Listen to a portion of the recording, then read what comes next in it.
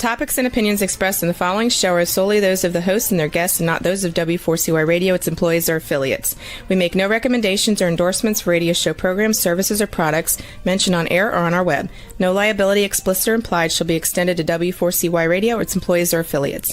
Any questions or comments should be directed to those show hosts. Thank you for choosing W4CY Radio.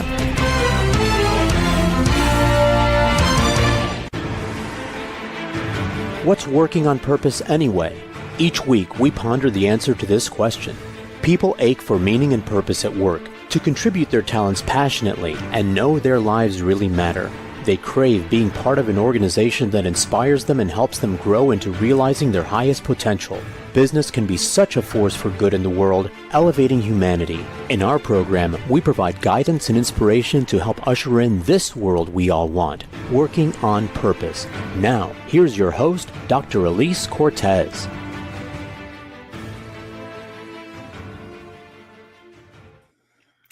Welcome back to the Working on Purpose program, which has been brought to you with passion and pride since February of 2015. Thanks for tuning in again this week. Great to have you.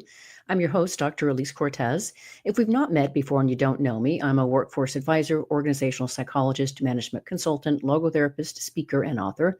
My team and I at Gusto now help companies to enliven and fortify their operations by building a dynamic, high-performance culture, inspirational leadership, and nurturing managers activated by meaning and purpose. Many organizations are not aware of how critical it is to invest in developing their leaders and managers, not just for their own effectiveness, but also to avoid burnout and keep them fulfilled. And did you know that inspired employees outperform their satisfied peers by a factor of 2.25 to 1? In other words, inspiration is good for the bottom line. You can learn more about us and how we can work together at gusto-now.com or my personal site, alisecortez.com.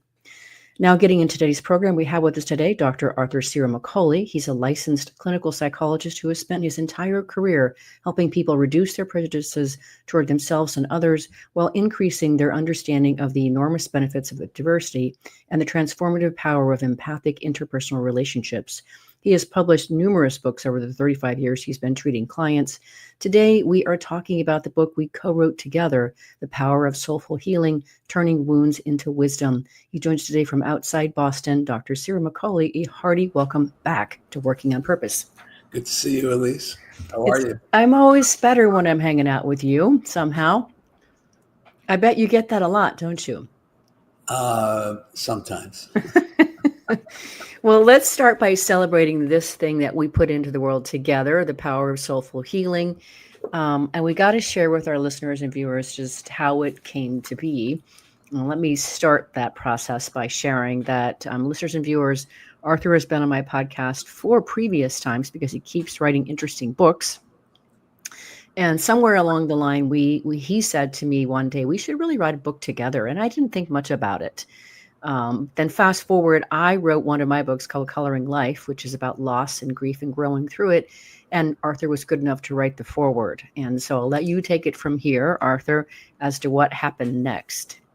Well, I had read the book once, but one morning I got up and I took my time and was reading it slowly. And I was so impressed and moved. It's such a heartwarming book and really a book full of wisdom for people who have suffered loss.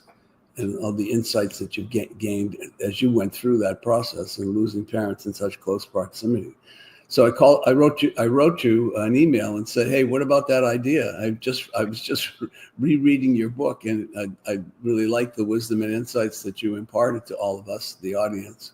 And why don't we do this together? Because I think we could combine minds, combine experiences, and produce something that would be very meaningful for readers.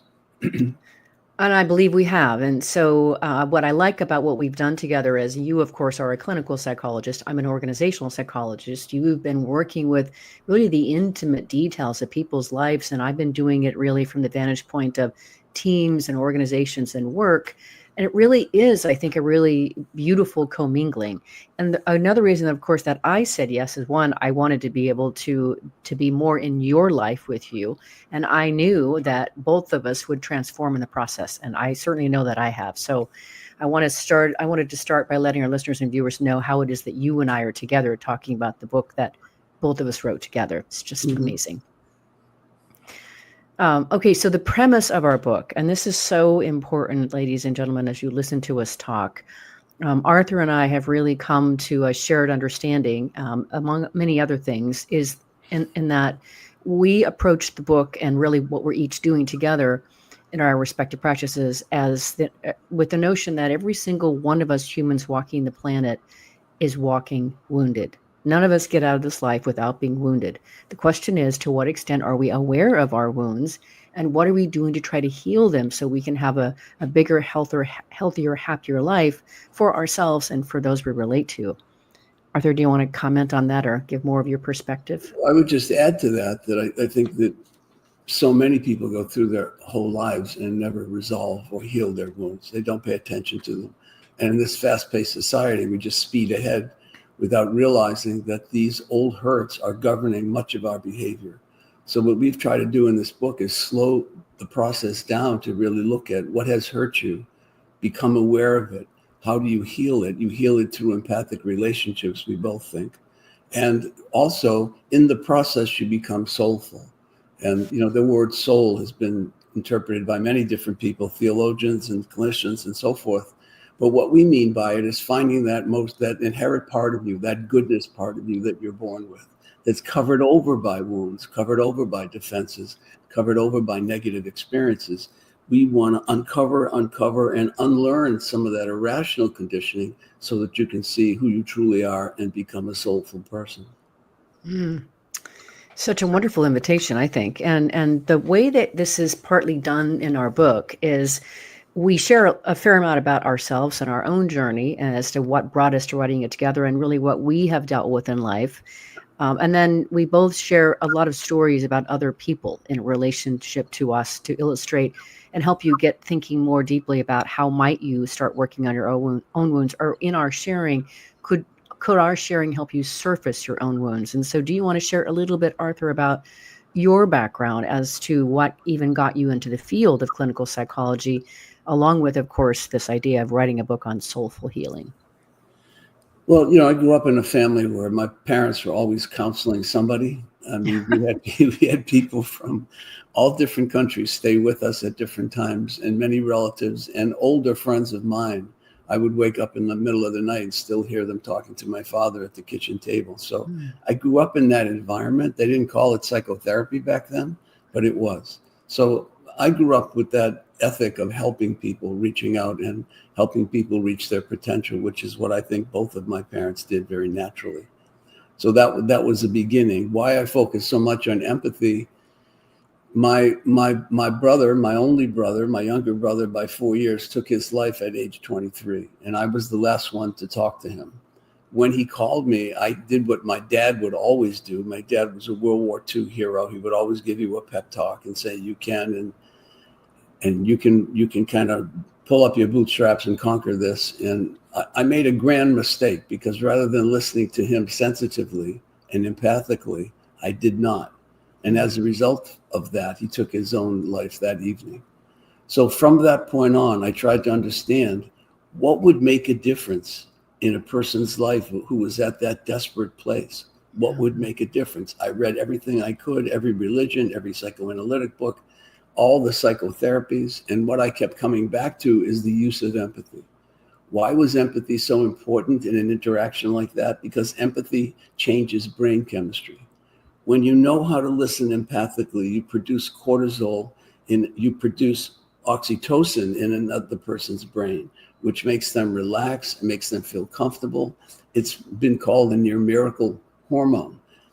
Contrary, when you're tense and you're kind of lecturing and speeding up the conversation, you produce cortisol, which is a stress-related hormone, which takes your empathic perception from out here to in here. It produces obsessive, narrow-minded thinking and repetitive, narrow-minded thinking, so you can't get out of your own spiral.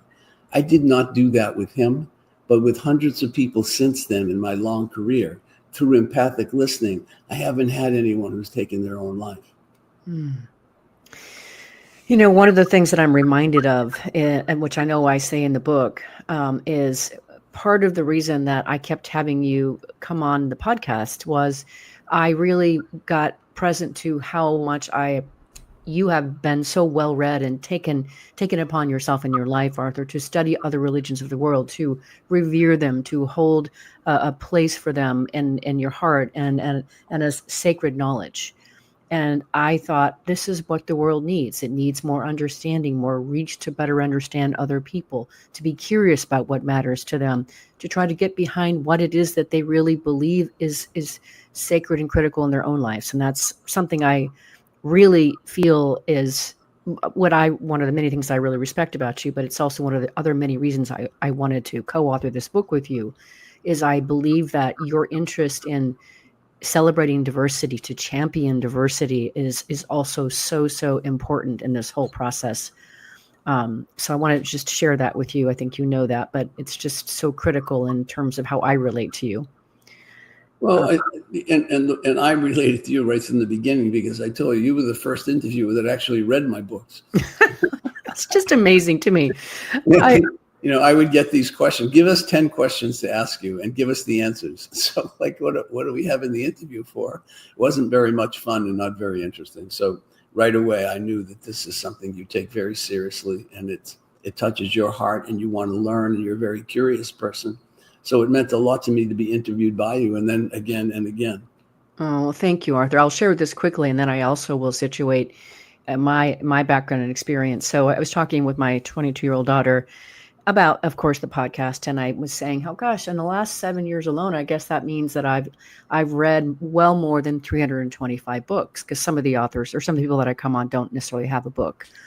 And she immediately popped back. She said, well, you would have to pay me a lot of money to read all those books.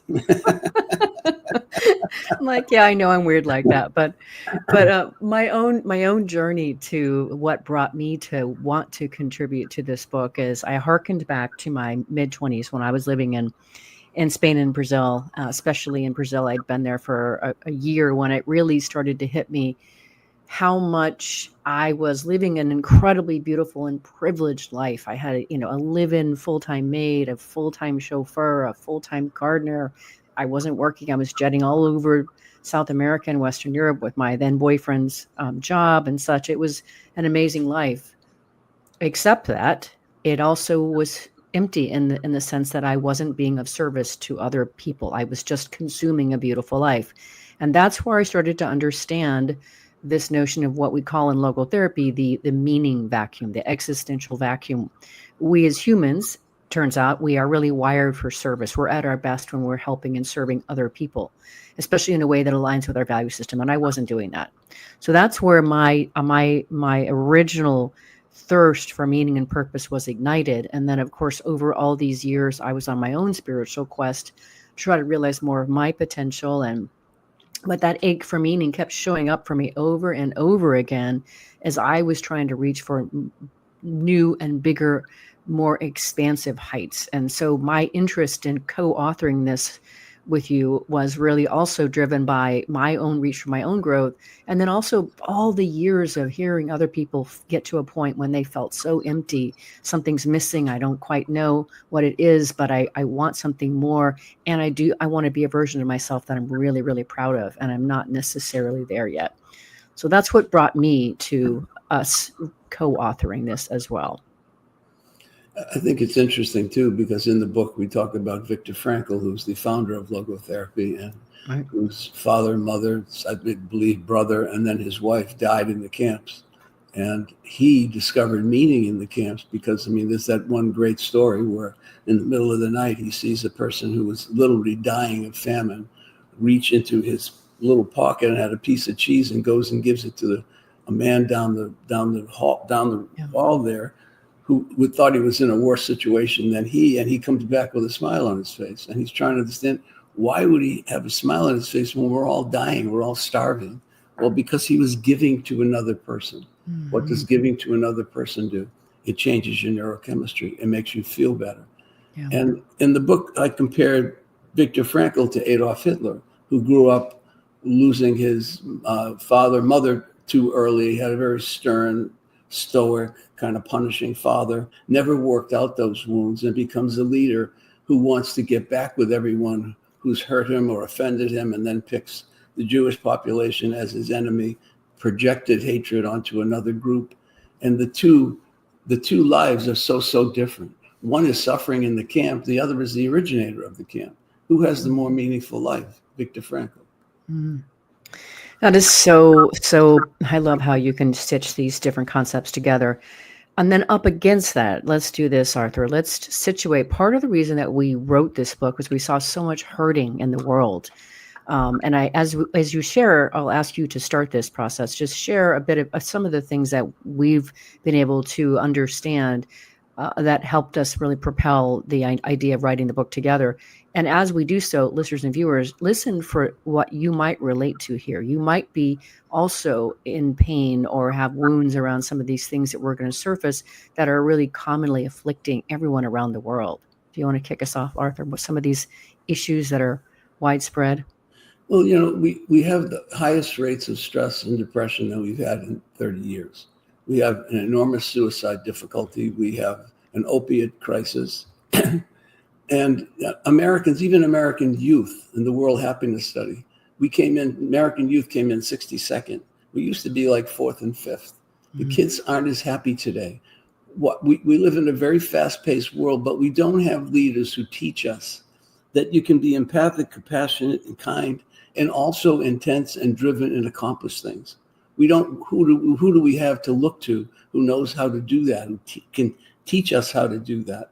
Young men are following leaders who are cruel, whose language, and we have a chapter that talks about, negative, toxic language, people who talk in very sadistic, cruel terms, and then they see them getting ahead. Corporate CEOs or someone who's making a lot of money, or a celebrity who talks like that, or a political leader. And then they're looking up to these people saying, oh, I guess that's the way. Mm-hmm. No, it's not the way, because these people aren't happy. They're miserable. You can tell by the way, and we in the book talk about follow a leader's language, follow the way they talk, how they talk about other people. Are they compassionate? Do they have a sense of soul? Is there soul in there, or can you not even see it? Those are not the people to follow. But we don't have enough people who are doing what we're doing at the moment, trying to spread the word of what brings fulfillment, meaning, and happiness. Being empathic, being giving. Soulful people are happy people because they're calm, they know how to listen, they know how to relate, and they always have people close to them. They're like a magnet. They attract people everywhere. You could drop them anywhere in the world and they would make friends. Let's give that a quick break here, because there's a few other issues that I want to surface that I want our listeners and viewers to be thinking about. This would be a good time, though, to let them consider, as we take our first break, how they might be relating to what you just said. What kind of leaders are they actually following? Let's take our first break. I'm your host, Dr. Alise Cortez. We've been on the air with Dr. Arthur Ciaramicoli. He's a licensed clinical psychologist who has spent his entire career helping people reduce their prejudices toward themselves and others while increasing their understanding of the enormous benefits of diversity and the transformative power of empathic interpersonal relationships. We've been talking about where this book came from and really who it's for. After the break, we're going to surface a few more key issues that we're trying to address in the book, and then we're going to help and situate for you our offering of how you can start to become more soulful. We'll be right back.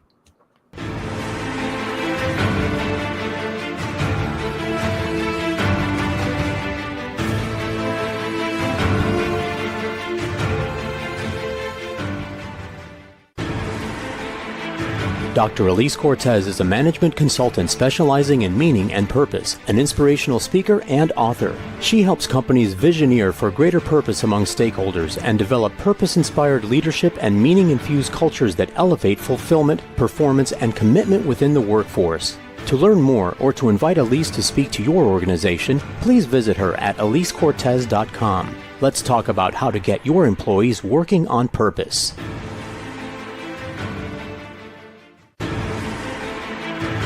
This is Working on Purpose with Dr. Alise Cortez. To reach our program today or to open a conversation with Alise, send an email to Alise, A-L-I-S-E, at alisecortez.com. Now, back to Working on Purpose.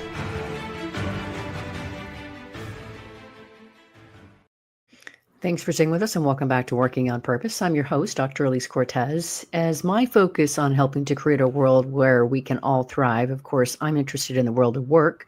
So I'm interested in helping to create organizations that are led by inspirational leaders that help their people find and contribute their greatness. And we do business that betters the world. I keep researching and writing my own books. So one of my latest came out called The Great Revitalization: How Activating Meaning and Purpose Can Radically Enliven Your Business. And it's really a playbook to help leaders understand today's very diverse and discerning workforce, and what do they really want from you in terms of their culture and their employee experience. And then I offer you 22 best practices that you can start to equip to build your own culture to provide that for them. You can find my books on Amazon or my personal site, alisecortez.com.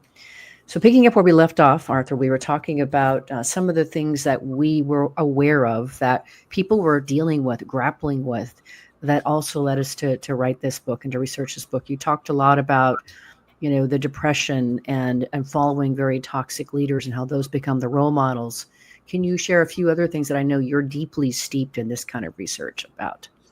Well, my career, as you mentioned earlier, Alise, has been to help people eliminate the prejudices toward themselves, which I think we all grow up. Some people some people think they're not smart, they're not attractive, they're not creative, and on and on and on. And often is created by distorted views they get from other people that were inaccurate.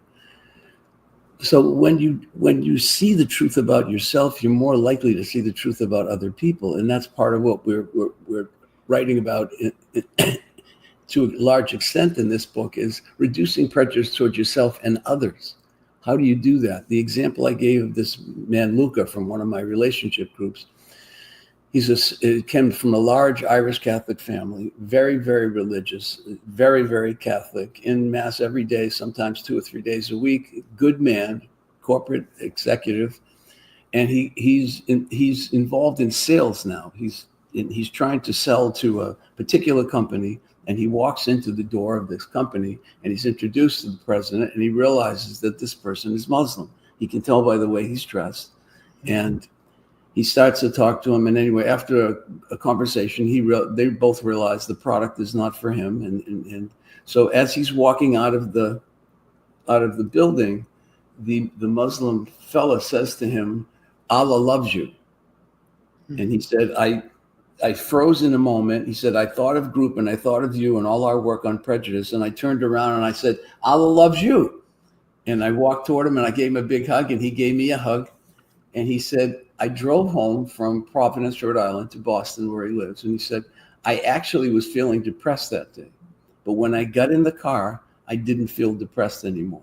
Why? Because I broke a barrier. I always thought of Muslims or people who dress like that and listen to the terrorists, they're this, they're that. And instead, he says, Allah loves you. And I'm thinking, well, Allah's God. He's telling me God loves me. So what am I freezing for? I turned around, I hugged him. It changed something in me. What did it change? It changed his neurochemistry. He produced oxytocin, which makes you feel loved and generous and safe. So that little example he came in and gave to the group, and we're like, oh, that's what eliminating prejudice is about. Now you have a wider world. It's not just him and Irish Roman Catholics. It's anybody that can relate in a soulful way. That was a soulful interaction. Definitely the medicine that I think the world needs. However, speaking of the word medicine, you and I both know that the opioid epidemic is off the charts and seemingly getting worse all the time, which is another area that we knew that we wanted to surface and situate, because you and I agree that rather than looking toward medicine to take care of whatever emptiness or depression you might have, what if we were to elevate that soulful connection? We can produce neurochemicals by the way we relate. We don't have to go to a pharmacy, and I'm not anti-drugs because obviously they can save lives. But you and I, when we're conversing, we have changed our brain chemistry by the way we relate to each other, because you're a good listener. I try to be a good listener. And together we converge on ideas that make us feel understood. That changes brain chemistry. Most people don't know that this exists. On the other hand, if you say something that offends me and I start yelling at you or getting defensive, what am I doing? We're both producing cortisol. That chemical that I told you before produces obsessive, repetitive thinking. And then we cannot resolve anything. Yeah, I'm already very aware of how much I feel connected to you. I know I can already feel elevated. I know that oxytocin is totally working. And I'm going to guess, listeners and viewers, that you can feel this too among us. It really is a beautiful thing.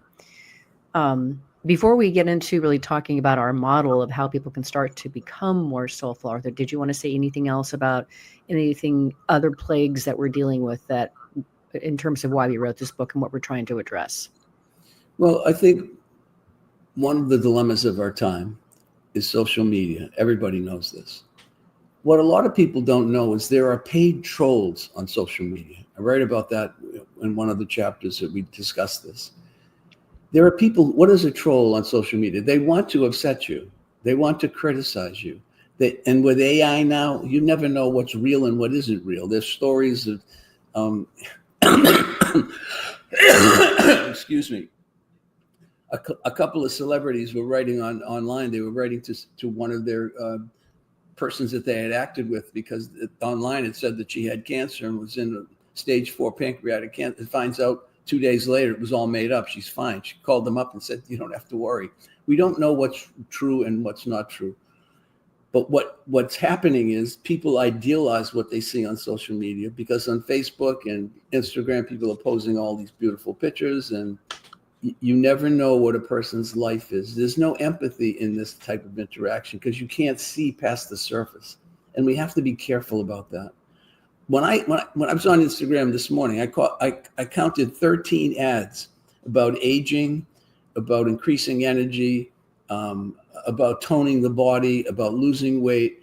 And I guarantee you that, because I know some of them, because I've read 11 of them were just scams.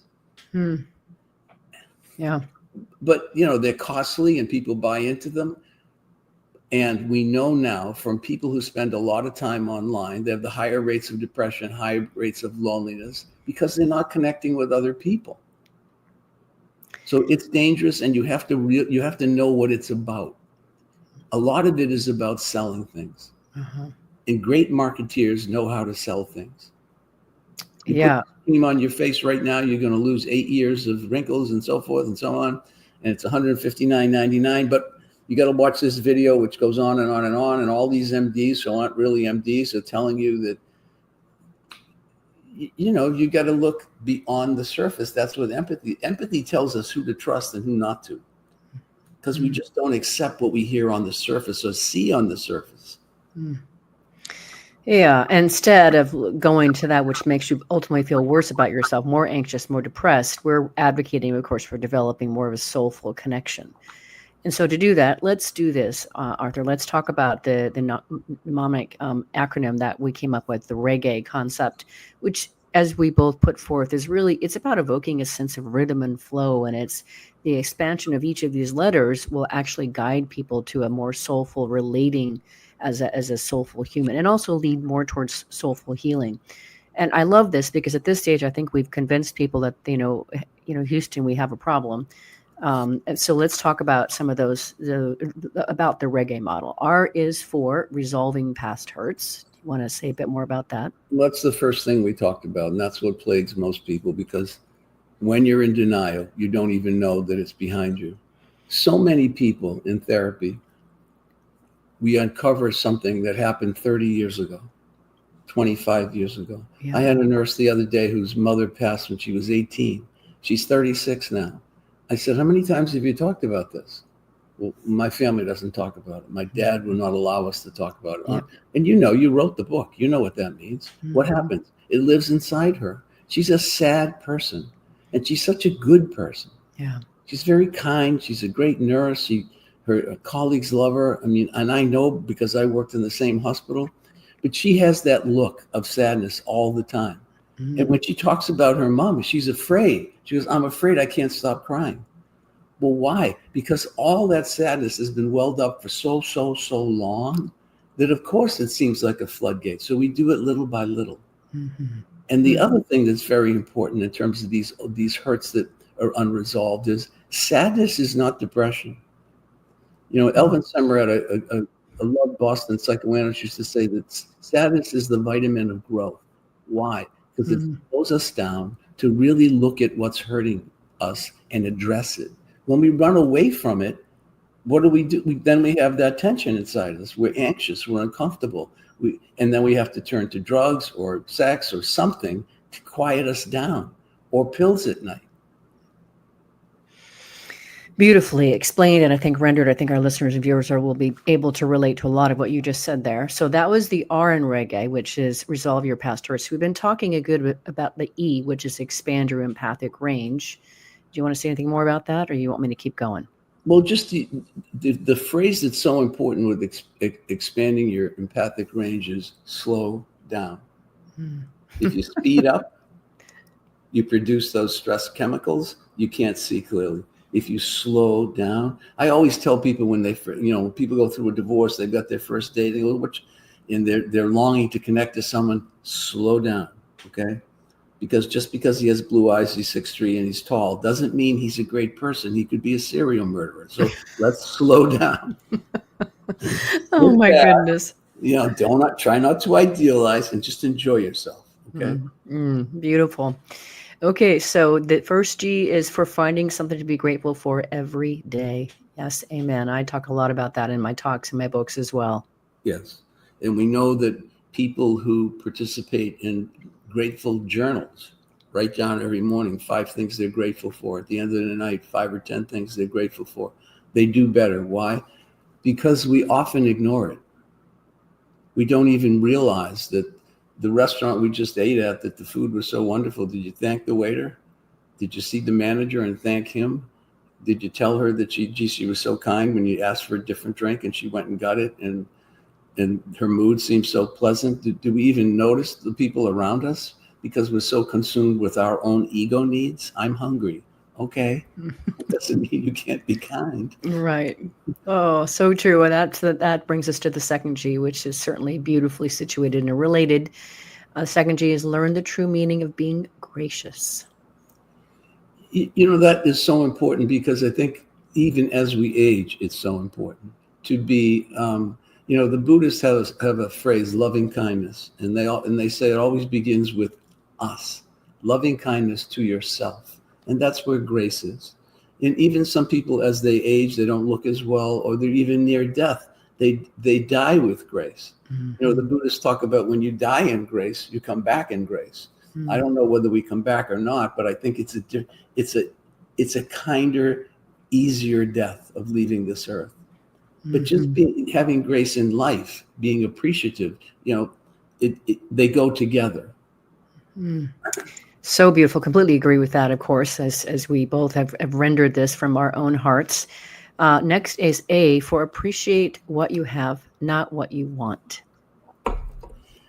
Americans are obsessed with what we want. And when we're unhappy, we don't often realize that we think the next rabbit we catch is going to solve it. The sports car, the bigger house, the prettier woman, because you're married to somebody who's 60, so you have an affair with somebody who's 30, and that's going to make you happy. Everything is external, not realizing it's an internal job. Yeah. It starts inside. If you keep reaching outside, you can't solve an internal problem with an external solution. You just can't. But many people think they can. This is why we're so driven. Yeah. I have patients from other countries who come here. They always wanted to come to America because they thought this is the place where you can make a great living. But they can't believe how unhappy we are. Right. They say it over and over again. I just can't believe how unhappy people are here. Yeah. And how upset they go are. Back home, yeah. Mad at the cab driver and mad at yeah. And you go to another country and people say, "Oh, they're so relaxed." There's a story in the book, Henry, one of the first stories, and he owns 7 companies, very wealthy, hard-driven person. Okay, he went to Italy with his new wife. Okay, and he came back, and people in the relationship group said, "So how was Italy?" "I can't believe it." "What can't you believe?" "Do you know how much better their economy could be if they didn't take 2 hours off at lunch? I mean, this is ridiculous." And one of the women said, "Tom, I want to ask you a question. Did they seem happy?" "Yeah, they're happy, but they're really happy, but they could be making a lot more money." Okay, so you know why he's not happy. Back on the wanting more, but not appreciating what you have. So, okay. So the last letter is E, which is regulate your emotions in a balanced way. We can either be too hot or too cold, right? The healthiest person has emotions that fit with the situation. We cry at a funeral. We have joy and laughter at a party, but we don't go up and down and up and down. We are balanced in terms of what the situation calls for. Some people, because they haven't developed their emotional life, they're like one-trick ponies. They're like, the person who always cries no matter where they are. And then there's the person who's angry and telling jokes even they're at a funeral. Mm-hmm. They're in the back room telling jokes because that's all they do. They don't know how to shift to what the situation calls for. And that's what balanced emotions are. Mm. Beautifully explained, of course. All right, our last break here. I'm your host, Dr. Alise Cortez. We went on the air with Dr. Arthur Ciaramicoli, who is a licensed clinical psychologist whose new book, The Power of Soulful Healing, Turning Wounds into Wisdom. And he's got another one coming out, Echoes of the Heart, Unlearning Negative Conditioning. They've recently come out. He's also got other ones planned as well. The man continues to write because he's so passionate about what he does. We've been talking a bit about our model of how you can start to develop more soulfulness in your own life. After the break, we're going to talk about a couple things immediately. One is learning to unlearn what is no longer serving you, and then also giving you some signs that you're not quite awake yet for this process. We'll be right back.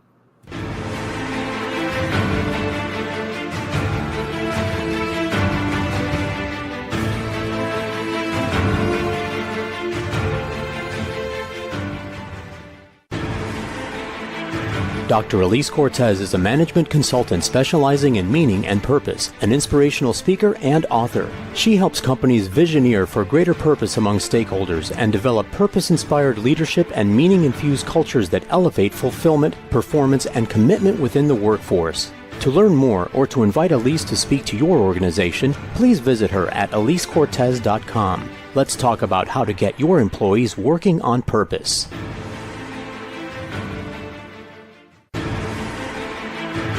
This is Working on Purpose with Dr. Alise Cortez. To reach our program today or to open a conversation with Alise, send an email to Alise, A-L-I-S-E, at alisecortez.com. Now, back to Working on Purpose.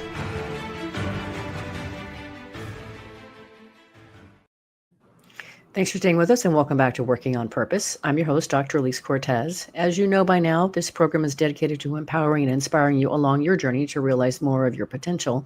If you want to learn more about how we can work together and learn about the Gusto Now Academy for leaders and individuals on various journeys alike, make your way to gusto-now.com and then navigate to the training tab and you can find the Academy. We'd love to have you join us. Check it out.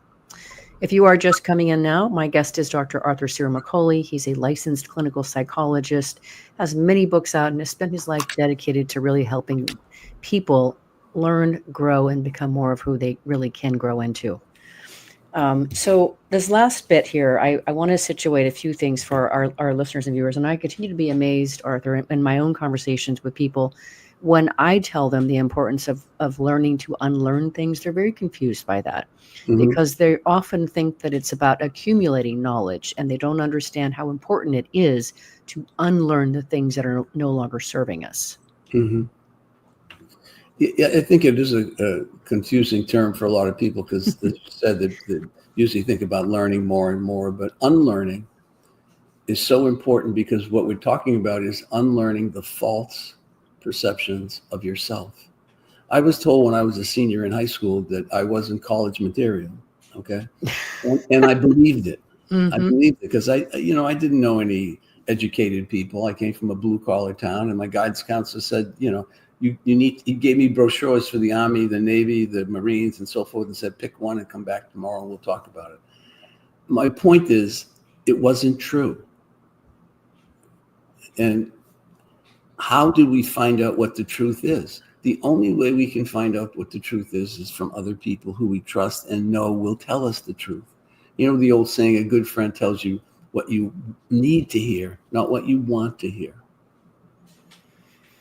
Yes. And, the other thing that I'll add to this, every single one of us, of course, have been given a perspective or told something in our life. And of course, that was from the other person's perhaps well-intentioned perspective, sometimes not. But also we picked up things, we gleaned an idea about how we thought the world worked, and we embraced it because it helped us to survive. And that is where I see in my practice a lot of people needing to let go of those things that they learned early at age 3, 4, 5 that really worked well back then, but boy, don't work at all now. Mm-hmm. And that's such an important point, Alise, because if you grow up in an environment where one of your parents is alcoholic and violent, you don't assert yourself. That's foolish, because if you assert yourself, you're going to get hit. Or if you assert yourself, you're going to get abandoned. So you learn that style, but the problem is then you generalize to the population. Everybody's like my alcoholic, violent dad, so I can't assert myself in life. So you become a woman who's passive and never asserts in the face of men, and then gets abused or taken advantage of by certain males who would do that. So you have to unlearn that, which is very hard, because when we grow up, our little family seems like a world. It's the whole world. So everybody is like the people in our family. No, that's not true. And we can know that from the neck up, but to know it emotionally in our hearts takes time and work, and hearing from other people what their perspectives are that we trust. Such a beautiful journey to be on. And at this juncture, I think it makes a lot of sense, as I think the people that are still listening to this podcast as of now are probably starting to think, I really would like some of this. I want more of this. I want to be on this soulful learning journey. I want to heal through a more of a soulful way. So what I want to do next is I want to situate a few things that might indicate that maybe you're leaning into this whole process. And you have an opportunity to further awaken, to be able to really step into this space of owning your soulfulness and really nurturing it. So if just a few things that we talk about in the book that might indicate that you're not quite awake yet, but you're maybe reaching. And the first thing that I always like to talk about is just having a general lack of curiosity, not really being interested in people of other faiths, learning like we were talking about before, believing that you have all the answers. It's this or it's that. There's that black and white thinking that might be an indication that there's a real opening for you to really start to step into the space more deeply with us. Another one is, of course, just a constant distraction, constantly feeling like you need to have something going. The TV's on, your cell phone's playing something, or just things are going on around you that might indicate that you have such a need for this ongoing stimulation that you haven't yet made a space for this inquiry of being soulful and meditative. We've been talking about gratitude, a lack of gratitude, not being able to see what really is great and good in your life already. And the last one I'll mention for now is just an emotional numbness, not even recognizing maybe that when there is an opportunity to be joyful and it flies by you, or when somebody shares that they've lost someone really important and you can't really feel or get present to what that must be like for them. That's an emotional numbness that might tell you that there's some real opportunity for you to start to step into this space with us and cultivate this opportunity for spiritual and soulful healing and connection. Anything you want to add to that, Arthur? There's much that we covered in the book, but those are just a few to get them thinking about it. Well, I think the emotional numbness is very important, Alise, because again, I don't think people often realize why. Like, for instance, someone says, well, I can't go to my friend's mother's funeral because I just too uncomfortable. And I don't feel a lot inside, and I'd probably be embarrassed. Well, why are you numb in that situation? Because something behind you has happened that you haven't dealt with, your own losses. When we have to confront the loss of another person, we confront all our losses. And a lot of times people can't move into that space because they have never resolved what's behind them. When you have resolved what's behind you, you're the first one there. Not because you love being there. I mean, a funeral isn't a happy time, but you're there because you love the person that is hurting. And you know what it's like, and you know how to deal with it because you've dealt with it. When you've never dealt with it, you want to run away from loss. I mean, why at funerals do people drink so much? I have a friend who lost his father not long ago, does not drink, doesn't drink alcohol, doesn't do any drugs. At the funeral, at the memorial service, he had a glass of wine in one ear and a beer in the other. And as we were talking, he was doing this. I don't even think he knew what he was doing. Because he's a good person, but a kind of stoic person who didn't shed a tear at his father's funeral, even though I knew they were close, but he was cut off from it. So there he is with the booze, trying to do something that's going to make him feel okay. Of course, it doesn't work. And that's how it's everywhere, right? It's everywhere around us, which is, of course, one of the many reasons you and I just felt so compelled to write this book. We're coming close to the end of our time, but there's just a couple more things I would love for us to talk about if we can. There's so much more we could talk about in this book. But I would love for you to tell the story of Gina. And it's really in the chapter on the loneliness of an unhealed heart and hurt. Can you share a bit about that story? It's so achingly beautiful. Yeah, Gina is an Italian-American patient who came to me. She was referred to me by a friend of mine who's a cardiologist, and she looks very much like Valerie Bertinelli. I mean, they would look like twins if you ever remember her in the movies and on TV. I do. 5'4", dark hair, beautiful dark round eyes, but she grew up in a family where there was a fair amount of abuse and criticism of her as a female, and particularly about her weight. Older brothers criticized her for her weight, and she was called chubby, and went into adolescence, not very popular. Went on to college and met a man who was not very kind to her, but because he liked her, she liked him. That was the deal. And she married, he had affairs, she eventually divorced. She went to see a clinical psychologist who I do not respect, and I knew was fairly arrogant, did some testing, psychological testing, and gave her the report, and in the report, he labeled her pathetic. And then she came to me, and we started seeing each other individually. She started to trust me more, and then I added her to one of my relationship groups where she blossomed. Why did she blossom? Because she started to see who she really is. She came in early to the first group. She started talking to some of the other people. She's very affable and warm, and she at times would mention these self-criticisms, and people would smile like, where are you coming from? And then we would explore where they are coming from, the things she heard as a child, and then she was in the unlearning process. Yep. The unlearning process of this is not true, that's not true, that's not true, that's not true. Then as she started to lose weight naturally, because one of the women is a nurse practitioner who specializes in weight in the group, and she gave her some advice here and there, and talked about her workout. She started to walk. She started to go to a gym. She started to feel better about herself from the inside out, not from the outside in. She had drank some to cope. She stopped the alcohol, and then she met someone, and eventually her life becomes much different because she unlearned the inaccurate story that she came into her adult world with. And she did it with the help of friends, reasonable, empathic people who would tell her the truth. Not just to make her feel good, but to tell her the truth, that you're wrong. Saying you're not intelligent, you're not pretty, you're too short, you're too everything. One of the fellows said to her he said, you're too negative everything. So there's nothing good about you, right? And she laughed. And because she started to trust these people, especially the men, she could take in feedback from them and believe it. And that's what it takes.